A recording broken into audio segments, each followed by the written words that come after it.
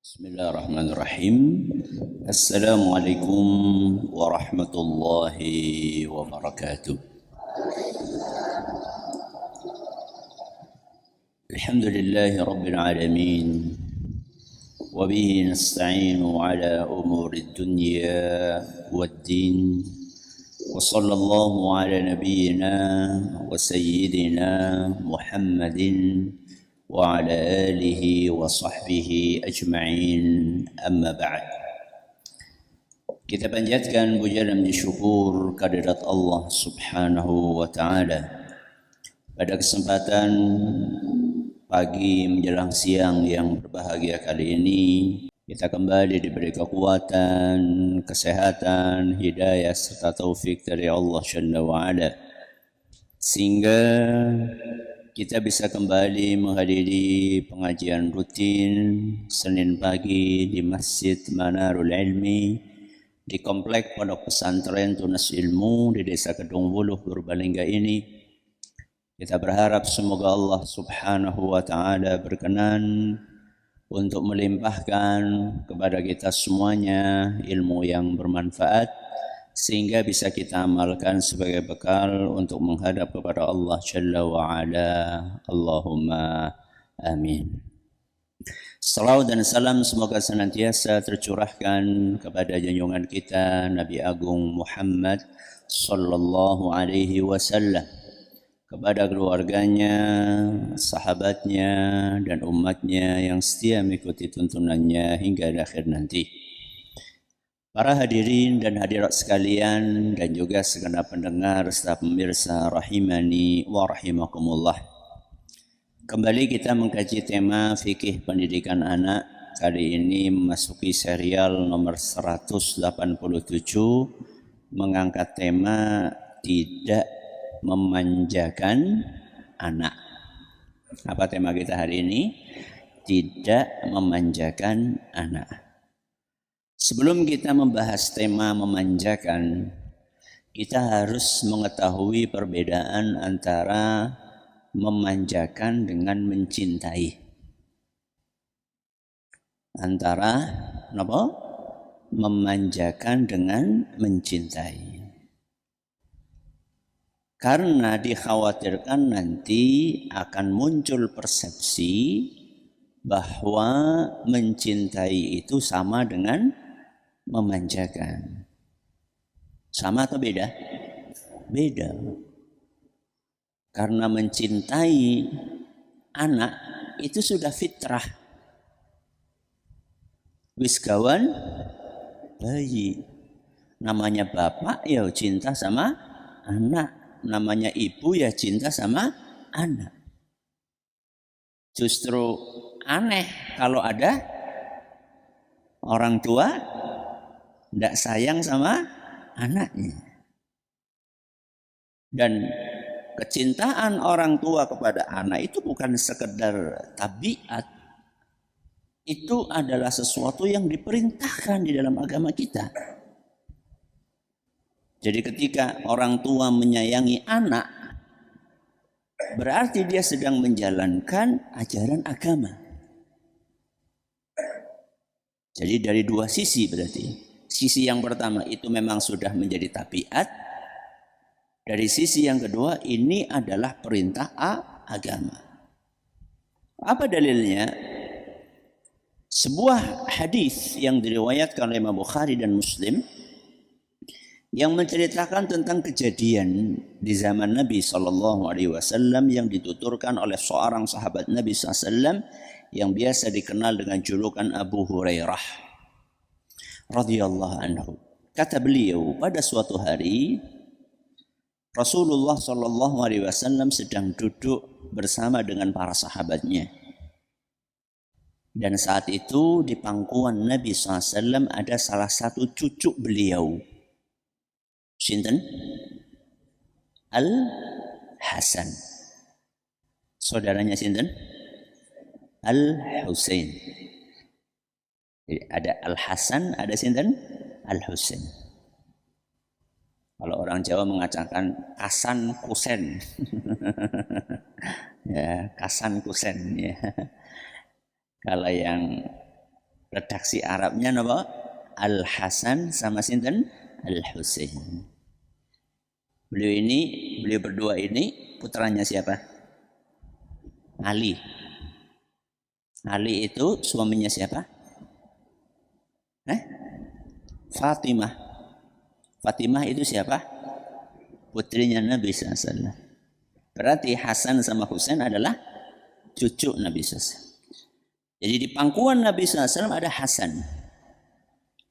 Nabi SAW kemudian mencium Hasan. Ciuman kasih sayang. Dan kebetulan saat itu ada seorang sahabat yang juga duduk di situ. Namanya Al-Aqra'. Sinten? Al-Aqra'. Nama lengkapnya Al-Aqra' bin Habis At-Tamimi. Begitu Al-Aqra' ini melihat Rasulullah SAW mencium anak kecil yang itu adalah cucu beliau, maka Al-Aqra' pun langsung berkomentar, innali asyaratun minal walad. Saya ini punya 10 anak. Berapa? 10. Ma qabbaltum minhum ahada. Dari 10 anak ini tidak pernah satu pun aku cium. Jadi dia kayaknya pengen menunjukkan, nih loh saya ini orang yang gentle. Gentle siapa? Jantan. Ya. Jadi saya ini orangnya gentle. Masa nyiumi anak kecil? Nggak level lah. Kira-kira seperti itu ya. Maksud dari siapa? Al-Aqra'.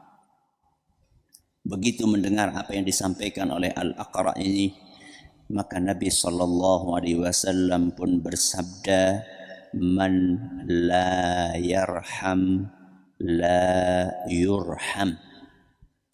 Barang siapa tidak menyayangi, maka dia tidak akan disayangi. Perhatikan baik-baik. Barang siapa tidak menyayangi, maka dia tidak akan disayang.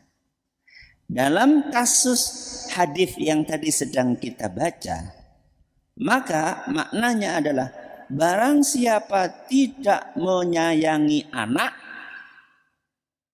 maka dia tidak akan disayangi Allah. Berarti kalau pengen disayangi Allah, salah satu caranya apa? Menyayangi anak. Ya. Termasuk menyayangi suami apa mboten, Bu? Bu? Kok sepi? Bapak, termasuk menyayangi istri atau tidak? Iya. Berarti suami harus menyayangi istri. Istri harus menyayangi suami. Supaya apa? Supaya disayang sama Allah. Berarti mencintai anak itu diperintahkan dalam agama kita. Tapi, nah ini ada tapinya. Sekarang kita masuk ke inti tema kita. Tapi cinta kepada anak itu tidak boleh berlebihan. Apa, Bu? Tidak boleh berlebihan. Walaupun anak tersebut anak semata wayang. Apa sih anak semata wayang? Anak satu-satunya wis dinteni nganti 20 tahun. Kayak apa jajal, Bu? Sudah berkeluarga berapa tahun? 20 tahun nggak dikasih anak. Begitu umur pernikahan 21 tahun anak lahir, dan setelah itu nggak ada anak lagi. Pripun sayangnya? Tol. Sayang banget. Tapi berlebihan menyayangi manusia, termasuk menyayangi anak, tidak boleh. Seperti apa contoh berlebihan menyayangi anak? Seperti misalnya sampai level terlalu memanjakan. Memanjakan sinten? Memanjakan anak. Nanti kita akan jelaskan memanjakan anak itu contohnya kayak apa. Ya. Tapi kita harus paham dulu bahwa memanjakan anak itu dampak buruknya banyak. Jadi jangan pernah berpikir saya memanjakan anak untuk kebaikannya, enggak.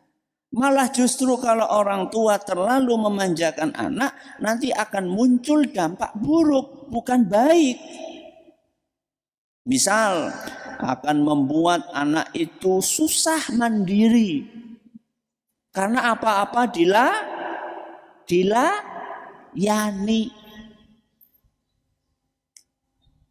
Ada enggak anak yang setiap pagi mau berangkat sekolah bajunya harus disiapkan? Ada. Padahal anak ewis kuliah. Saya bukan ngomongin anak bayi ya.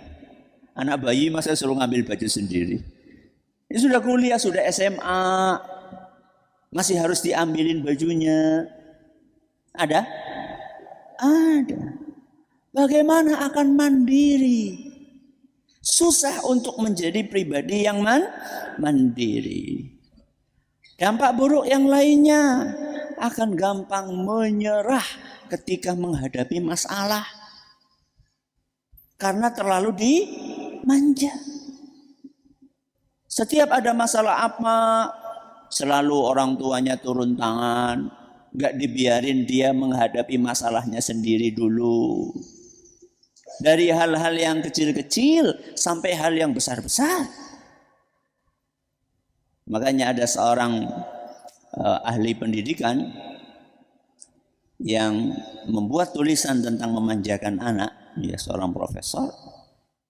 Setelah dia menceritakan fenomena orang tua yang terlalu memanjakan anaknya, beliau menyampaikan, coba lihat itu di pesantren.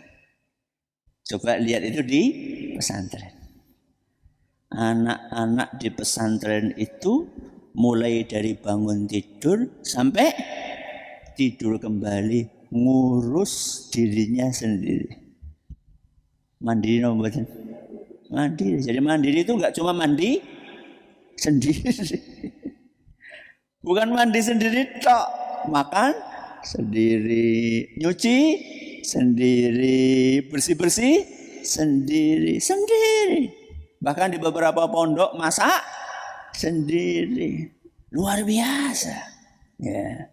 Tapi kalau anak dimanjakan, mau pergi sebentar enggak boleh. Padahal dia perginya untuk lara. Apa nunggu mau lara, Bu? Ya sama saja. Tapi ketika sudah umurnya mondok gitu. Jadi bukan TK dipondokin. Ya, umur mondok itu ya kira-kira sudah tamat nopo? SD lah ya. Sudah tamat SD, mondok. Itu bagus itu. Lah engko nek wong tuane mriyang, ya berobat. Mriyang ya berobat. Enggak mati, insya Allah. Kalau belum saatnya mati. Memanjakan anak adalah anak jadi susah mengembangkan kemampuannya. Susah apa? Mengembangkan kemampuannya. Karena tidak sedikit orang tua yang terlalu khawatir ketika anak akan mencoba sesuatu. Padahal sesuatu itu tidak melanggar aturan agama. Serba nggak boleh, ini nggak boleh, itu nggak boleh, ini nggak boleh, semuanya nggak boleh. Akhirnya potensi dia untuk berkembang terbatas. Ya, nggak bisa dia mengembangkan potensinya menjadi orang yang lebih kreatif, menjadi orang yang lebih cerdas, nggak bisa. Karena apa-apa nggak boleh, apa-apa nggak boleh. Saking sayangnya bapak kepada siapa? Kepada anaknya. Ya. Oke, itu adalah contoh dari dampak buruk memanjakan anak. Nah sekarang, apa indikatornya orang tua memanjakan anak? Apa cirinya orang tua itu memanjakan anak? Di sini saya bawakan 3 contoh ya. Ini 3 contoh yang menunjukkan bahwa orang tua ini sudah masuk level memanjakan anak, bukan sekedar mencintai anak.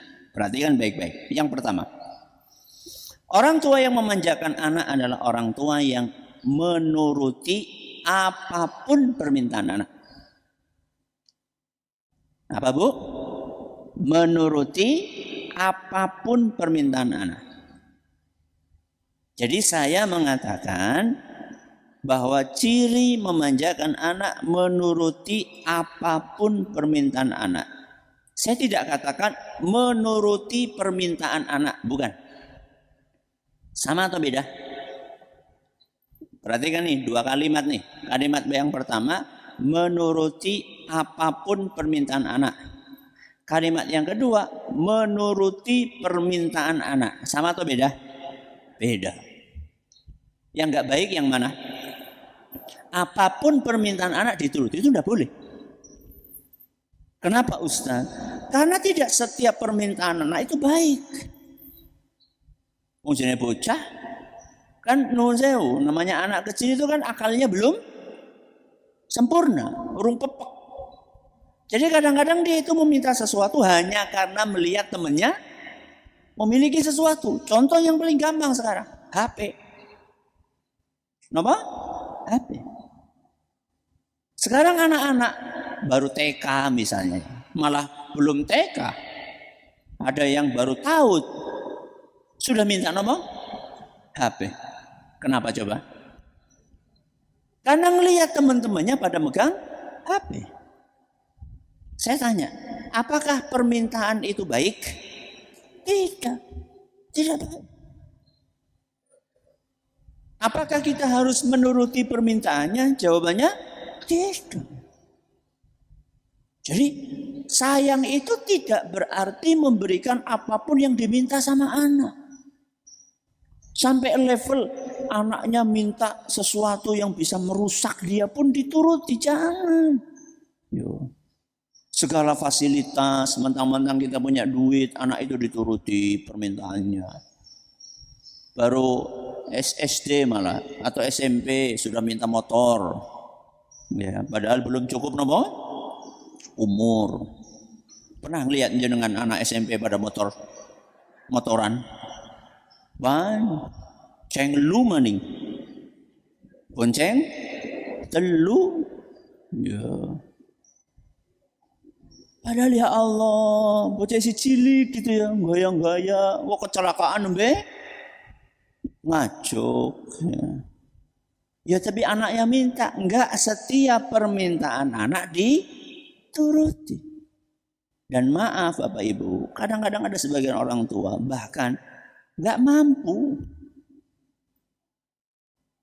Gak mampu untuk menuruti permintaannya, tapi karena sayangnya kepada anak dituruti, walaupun harus jual ini, jual itu, ngutang sana, ngutang sini. Enggak.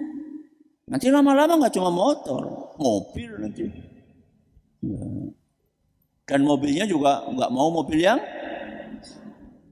biasa-biasa aja, maunya mobil yang mahal. Ya. Ini adalah contoh memanjakan anak. Nah, terus bagaimana kita menyikapi permintaan anak Ustadz? Orang tua yang bijaksana adalah orang tua yang menyeleksi. Kenapa? Menyeleksi permintaan anak. Caranya gimana Ustadz? Coba dilihat. Permintaan itu melanggar agama enggak? Ini nomor 1 nih. Ya. Kalau melanggar agama berarti nggak usah dituruti. Melanggar agama permintaannya nggak usah dituruti. Oke. Terus yang kedua, apakah permintaannya itu nggak melanggar Ustaz, nggak melanggar aturan agama? Lihat yang kedua, apakah anak itu butuh atau tidak? Kebutuhan. Apakah anak itu butuh banget dengan yang dia minta atau tidak? Kalau nggak butuh banget, ya nggak usah.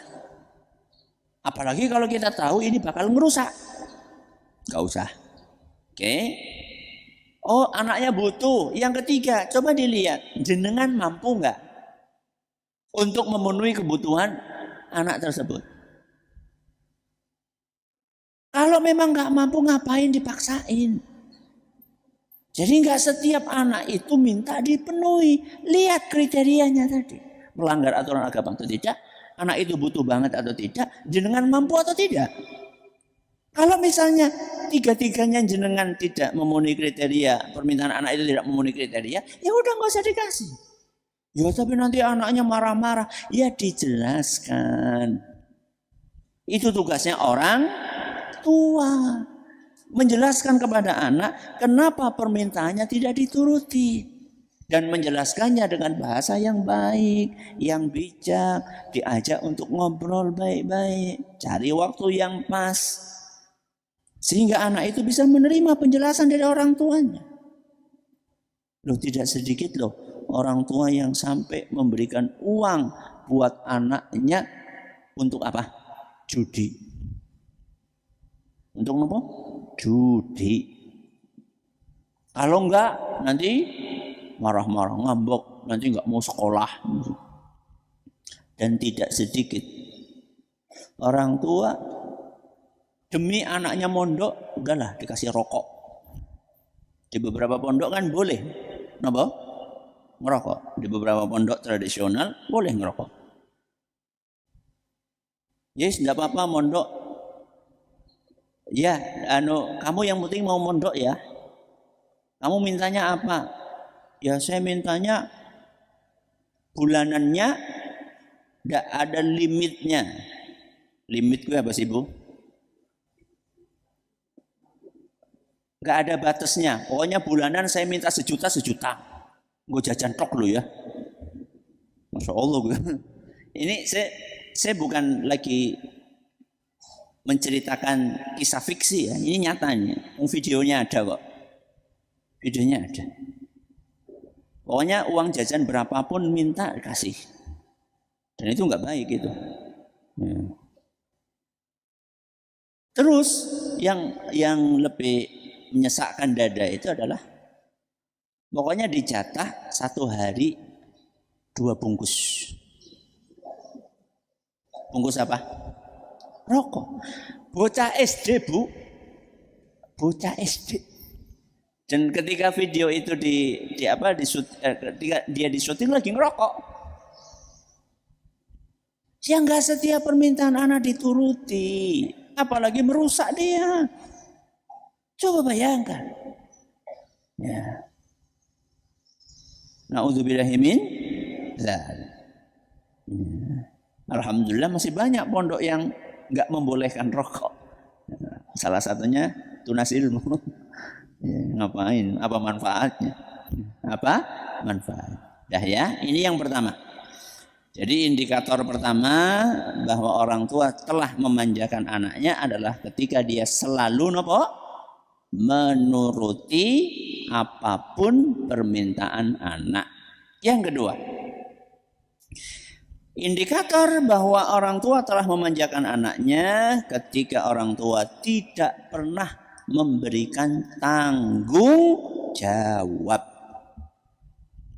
Tidak pernah memberikan tanggung jawab kepada anaknya. Jadi semuanya dilayani. Semuanya dilayani. Mentang-mentang orang kaya. Ya.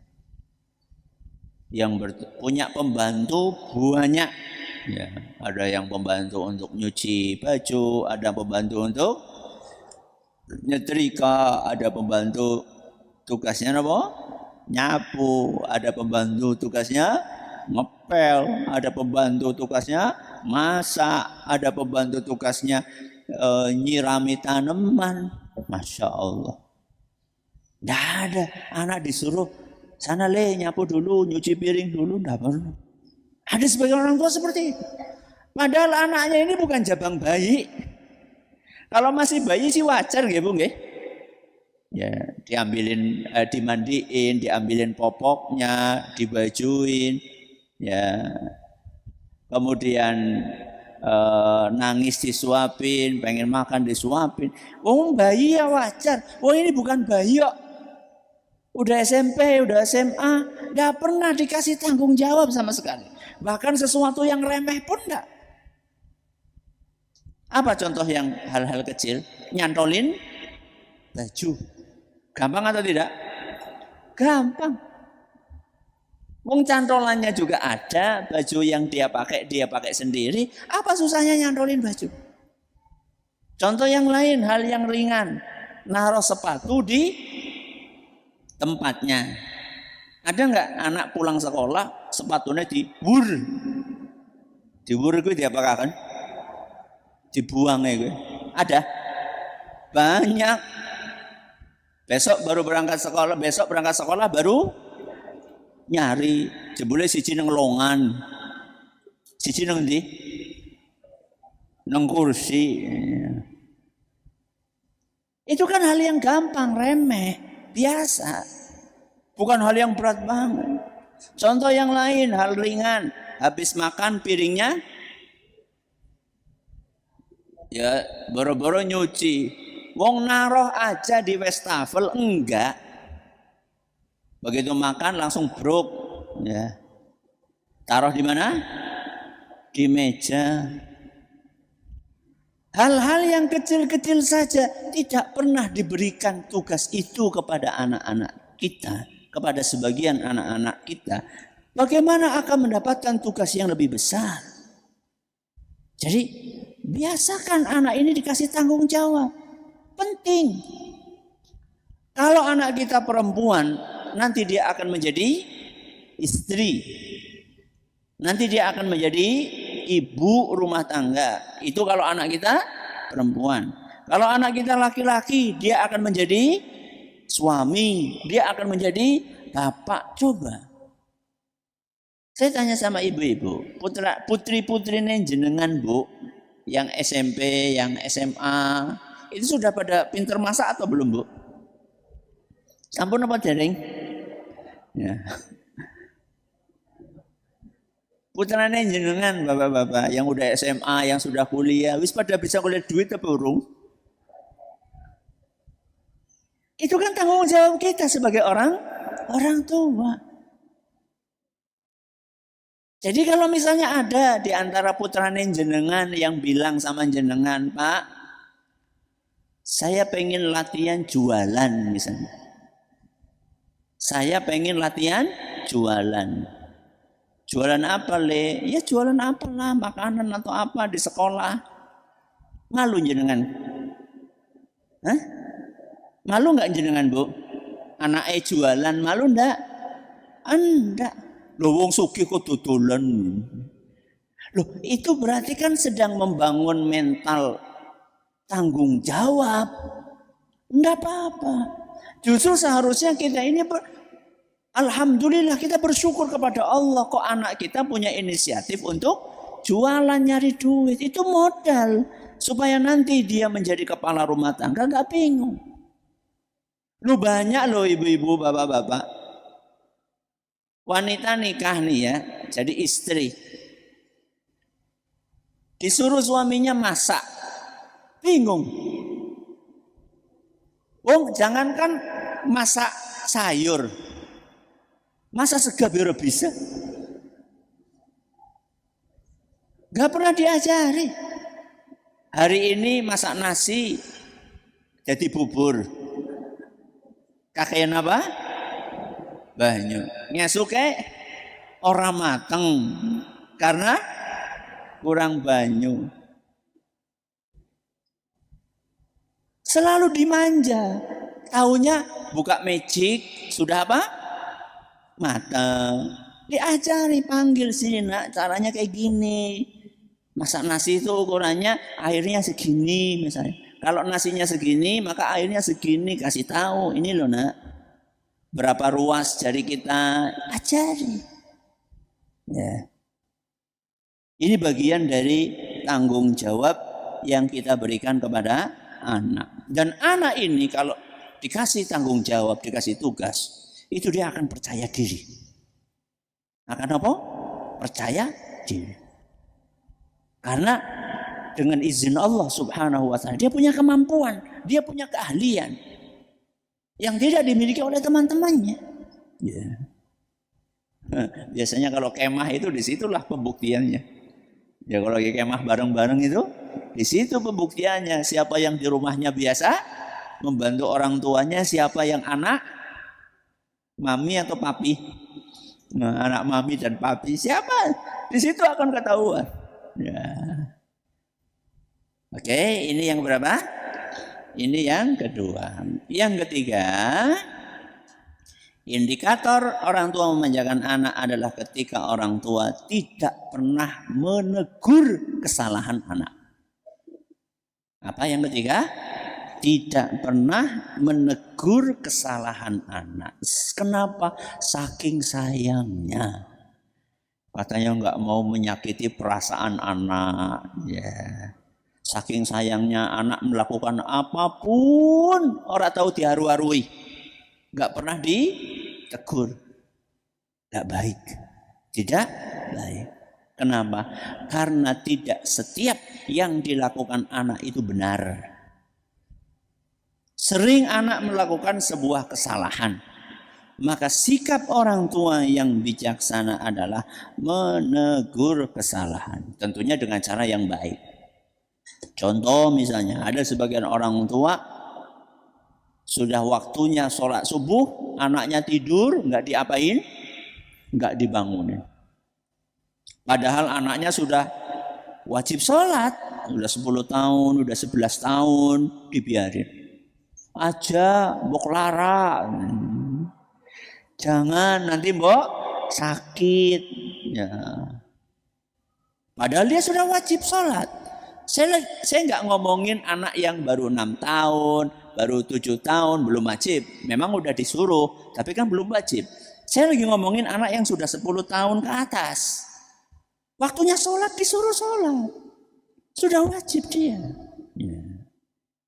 Contoh itu. Contoh yang lain. Anak mainan HP terus. Nggak diapain?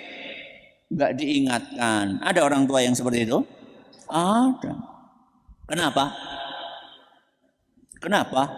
Wong tuanya bedolanan HP. Orang tuanya juga mainan HP sama saja. Jangan dibiarkan, diingatkan. Ya. Makanya Nabi kita Muhammad SAW mewanti-wanti dalam sebuah hadis yang diriwayatkan oleh Imam Al-Hakim dan beliau mengatakan hadis ini sahih dan kata Syekh Al-Albani hadis ini juga sahih. Innal walada mabkhalatun. Sesungguhnya anak itu bisa membuat orang tuanya menjadi pelit. Apa? Pelit. Majbanatun, membuat orang tuanya pengecut. Wa mahzanatun, membuat orang tua sedih. Ada sebagian anak itu mengakibatkan orang tuanya seperti itu. Pelit. Kenapa? Mau zakat jangan, nanti buat biaya pendidikan anak bagaimana, akhirnya nggak jadi ngeluarin apa? Zakat. Pelit itu. Majbanatun, membuat orang tua pengecut. Tadi itu mau negur anak, mbok nanti anak tersinggung, padahal anak jelas melakukan kesalahan. Pengecut gak berani menegur anaknya sendiri. Pengecut. Dan ada sebagian orang tua yang gara-gara itu menjadi sedih terus. Ya. Jadi bukan sedih yang sifatnya manusiawi, ya. Manusiawi, anak sakit sedih manusiawi. Tapi ini sedih yang berlebihan. Ya. Maka ini yang diingatkan oleh Nabi kita Muhammad Sallallahu Alaihi Wasallam. Jadi yang benar kalau anak melakukan kesalahan ditegur, tapi dengan cara yang baik. Ini akan membawa kebaikan buat anak itu sekarang maupun di masa yang akan datang. Masih ada sisa waktu, silakan kalau ada pertanyaan bisa disampaikan. Baik, terima kasih Ustaz jazakumullah atas materi yang disampaikan. Kami bacakan pertanyaan pertama. Ustaz, apakah termasuk memanjakan anak ketika orang tua memberi fasilitas seperti motor untuk anak sekolah walaupun belum punya SIM, Ustaz? Jazakumullah khairan. Iya, nah itu kan melanggar aturan negara juga. Ya. Anak belum cukup umur, jangan dikasih motor, apalagi sampai kemana? Apalagi sampai keluar-luar ke jalan-jalan, janganlah. Ya. Dan sekarang ini kan bisa, kalau jaraknya masih wajar, mendingan dikasih apa? Sepeda. Ya. Kalau saya sering memperhatikan, saya suka memperhatikan anak-anak yang pulang sekolah gitu. Itu banyak yang puluhan bahkan ratusan anak pakai sepeda. Ya. Padahal rumahnya mungkin yang sekolahnya di sini nih, di mana nih? Karangwinong ini SMP Kalimanah ya, SMP 3 itu. Itu bahkan mungkin ada yang orang tuanya atau rumahnya tinggal di Purbalingga, di mana. Mereka sepedaan biasa. Ya. Jadi sebaiknya jangan dikasih. Ya, sebaiknya jangan dikasih. Kalau memang orang tua nggak bisa nganter, ya, dan tidak ada kendaraan umum yang sampai ke situ, kasih aja apa? Sepeda. Pertama, itu tidak melanggar aturan pemerintah, ya, karena anaknya memang belum cukup umur. Yang kedua, lebih menyehatkan. Ya. Ketika pagi, siang dia naik sepeda, akan lebih sehat buat tubuh anak. Lebih sehat, nanti pulang-pulang sudah capek, tinggal istirahat, sehingga nggak kepikiran untuk melakukan hal-hal yang negatif. Baik. Terima kasih Ustaz, jazakumullah khairan. Pertanyaan berikutnya, Ustaz, jika sudah terlanjur memanjakan anak, apa yang perlu dilakukan untuk memperbaiki keadaan Ustaz? Jazakumullah khairan. Yang perlu dilakukan untuk memperbaiki keadaan adalah mengajak anak untuk berbicara. Ya. Sebelum mengajak anak, maaf, orang tuanya, suami istri, harus menyamakan persepsi, menyamakan apa sih persepsi, Bu? Pandangan, menyamakan pandangan. Jadi orang tuanya, bapak ibunya harus duduk bareng, kemudian ngobrol, lalu mengambil kesimpulan bareng-bareng bahwa pola yang kita terapkan selama ini keliru. Jadi harus sepakat dulu bapak sama ibunya supaya nanti tidak tukaran. Tukaran siapa? Tarung, yuk tarung lah. Tukaran ke berselisih, nggak adu mulut. Ya, bapaknya pengen A, ibunya pengen B gitu. Jadi samakan dulu persepsi. Ya, samakan dulu pandangan. Ya, kita selama ini ternyata salah dalam cara mendidik anak kita. Kita terlalu memanjakan anak kita. Oke. Setelah orang tua ini menyamakan persepsi, maka kemudian orang tua ini mengambil langkah-langkahnya. Apa langkah-langkahnya? Salah satu yang paling penting adalah mengajak anak ini untuk bicara bareng. Jadi anaknya dipanggil, diajak ngobrol bareng. Nah, selama ini Bapak Ibu telah mendidik kamu dengan cara yang ternyata setelah Bapak Ibu ngaji, ternyata itu cara yang tidak benar. Dan itu berdampak buruk kepada kamu. Pertama, Abi Umi, Bapak Ibu minta maaf karena keterbatasan ilmu. Yang kedua, Bapak Ibu pengen mengubah pola pendidikan yang tidak benar ini. Dan mengubahnya, saya anjurkan ya, jadi memanggil anak, memberikan penjelasan. Langkah berikutnya adalah mengubahnya jangan terlalu frontal. Aja ujuk-ujuk langsung bus. Jadi kayak membalik apa? Telapak tangan, jangan. Karena itu bikin anak kaget. Contoh ya, ujuk-ujuk ya. Dia selama ini nggak pernah nyuci piring, nggak pernah nyuci baju, nggak pernah nyapu, nggak pernah apa lagi, masak, nggak pernah ini. Ujuk-ujuk begitu anak dipanggil, nak, pokoknya sekarang seluruh pekerjaan rumah kamu yang kerjakan. Ya jangan kayak gitu. Nanti dia menganggap dirinya kayak pembantu. Ya enggak, bertahap. Yang paling ringan dulu apa misalnya? Nah, ini Bapak Ibu pengen melatih kamu mandiri ya. Coba sekarang piringmu kalau habis makan taruh di mana? Tempat cuci piring. Itu kan gampang. Biasakan dulu. Satu item, satu kerjaan, taruh di sana. Nanti lama-lama ketika anak sudah terbiasa, bolehlah ditambah, nak piringmu coba deh dicuci, ya, nggak cuma sekedar ditaruh dicuci, piring kamu aja misalnya. Nah setelah anak sudah terbiasa, sekalian ya piringnya bapak ibu, gitu. Jadi anak ini diubah pola pendidikan yang Anda terapkan selama ini secara bertahap. Jangan terlalu frontal. Ya, karena perubahan yang frontal seringkali tidak menghasilkan harapan yang kita inginkan. Biasanya seperti itu. Wallahu a'lam bishawab. Ya. Terima kasih Ustaz, jazakumullah khairan. Pertanyaan berikutnya, Ustadz, bagaimana cara menyikapi anak yang dimanjakan oleh mbahnya? Kebetulan rumah saya dan orang tua berdekatan. Apabila punya keinginan, selalu dituruti oleh mbahnya, dikasih langsung Ustadz. Saya khawatir anak terbiasa mendapatkan sesuatu dengan cara yang instan dan anak menjadi tidak sabaran. Jazakumullah khairan. Mbahnya hadir di sini enggak?